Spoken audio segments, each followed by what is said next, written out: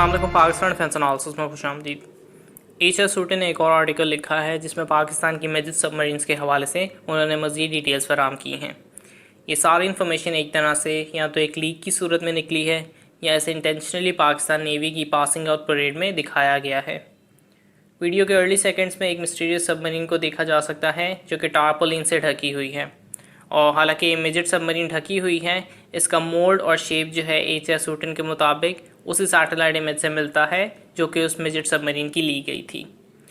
जो नुमाया चीज़ें एच.एस. सूटन ने नोटिस की हैं उनमें हाइड्रोप्लेन्स की शेप, हाइड्रोप्लेन्स का इस्तेमाल जो है बुनियादी तौर पे सबमर्जिंग या सरफेस पे वापस आने के लिए होता है।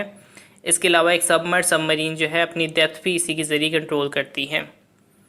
इसके बाद जो दूसरी चीज़ नोटिसेबल थी, बज़ाहिर हल के ऊपर जो कवर्स हैं या जो केसिंग्स मौजूद हैं जो कि बेसिकली टॉर्पीडो होल्स को इंडिकेट कर सकता है जहां से टॉर्पीडोस लॉन्च किए जाते हैं।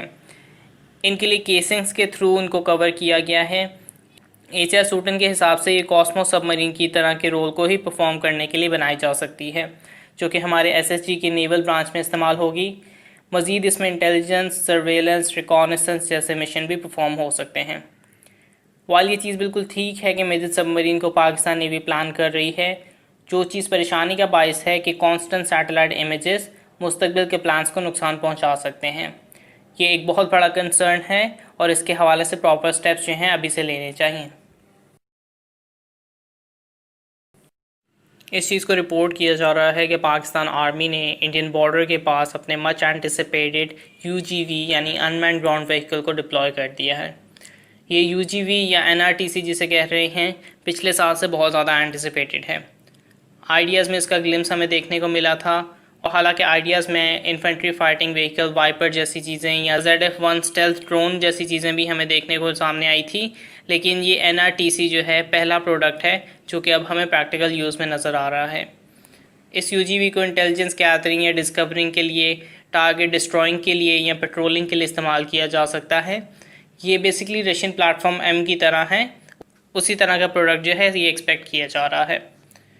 अगर प्लेटफॉर्म M की तर्ज पे बनाया गया है तो इसमें ग्रेनेड लॉन्चिंग आर्म होनी चाहिए, रॉकेट लॉन्चिंग कैपेबिलिटी होनी चाहिए और फायरिंग कैपेबिलिटी भी इसमें मौजूद होनी चाहिए। इलेक्ट्रो ऑप्टिकल और रेडियो रिकॉनेसेंस लोकेटर्स, जिससे इसके पास जो है ये ऑपरेशंस करने की सलाहियत रात के वक्त भी मौजूद होगी और इसे अपनी आइडेंटिटी डिस्क्लोज करने की या स्टेल्थ मोड से बाहर निकलने की ज़रूरत नहीं पड़ेगी। हाउएवर रशियन प्लेटफॉर्म से कंपैरेबल ये तब ही होगा जब रियल टाइम में इसकी ऑपरेशनल एक्टिविटी का पता चलेगा। ईरान में एक नंबर ऑफ़ इवेंट्स हो रहे हैं जिनमें से कुछ शायद इंडिया के लिए किसी सूरत भी बेहतरी की तरफ नहीं जा रहे। इस चीज़ की न्यूज़ है कि इंडिया को एक बहुत बड़े फर्जत बी गैस प्रोजेक्ट से ईरान निकालने वाला है, और ये चीज़ कि ईरान ने इंडिया को चाबहार के रेलवे प्रोजेक्ट से भी निकाला है। हालांकि अल जज़ीरा में इसके हवाले से क्लैरिफिकेशन आई है कि इंडिया को इस प्रोजेक्ट से नहीं निकाला गया क्योंकि इंडिया को इस प्रोजेक्ट में कभी डाला ही नहीं गया था। लेकिन बसूरत दीगर भी ये जो फर्जत बी का गैस प्रोजेक्ट है उससे इंडिया को निकाला जा रहा है, और जो अब वाज़ेह होता जा रहा है कि ईरान का झुकाव मज़ीद से मज़ीद तर चीन की जानिब होता जा रहा है। चाबहार का प्लान बहुत सी पेचीदगियों का शिकार हो रहा है, या अगर ऐसे कहें कि चाबहार प्रोजेक्ट से इंडिया बाहर होता जा रहा है और चाबहार जो है अब CPEC और BRI के अंदर ही ऑब्जर्व होता जा रहा है, तो ये गलत ना होगा।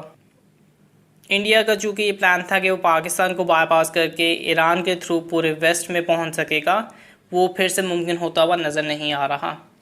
और टू बी ऑनेस्ट, जब से चाबहार का कॉन्सेप्ट आया था तब से ही कोई ऐसी प्रॉपर डिटेल्स इसके सामने नहीं आई थी। इस प्रोजेक्ट में बहुत सी प्रॉब्लम्स हमेशा से थी। इनमें सबसे बड़ी तो ये कि आप सेंट्रल एशिया को रीच कैसे करेंगे जब अफ़गानिस्तान को तालिबान ने कब्ज़े में कर रखा था, जिससे चाबहार जो है सिर्फ ईरान और इंडिया के मुतालिक ही बन जाता। और ईरान की अपनी क्रेडिबिलिटी अगर देखें तो बहुत ज़्यादा उसकी क्रेडिबिलिटी दूसरे ममालिक में अच्छी नहीं है। कोई ऐसा मुल्क जो कि US के साथ है वो कतई तौर पे सैंक्शंस के डर से ईरान के ज़रिए कुछ भी नहीं लेना चाहेगा। ये फ्लॉज इस प्रोजेक्ट के इफ्तिताह के वक्त भी मौजूद थे और अभी भी मौजूद हैं। ईरान खुद अपने मसाइल में फंसा हुआ है। चाबहार से रिलेटेड तो नहीं, लेकिन पिछले चंद महीनों में इजराइल ने अलेजिडली उनकी कई सेंसिटिव लोकेशंस पे आतिशज़दी के बहुत से संजीदा वाक़यात जो हैं वो परफॉर्म किए हैं। तो इन तमाम हालात में चाबहार इंडिया का वेस्टर्न ट्रेड और ईरान की अंदरूनी सूरत हाल जो है बहुत ही अजीब सूरत हाल पैदा कर रही हैं। लाइक वीडियो सब्सक्राइब, और अगर आपको कोई फीडबैक है तो उसे कमेंट बॉक्स में डालिए।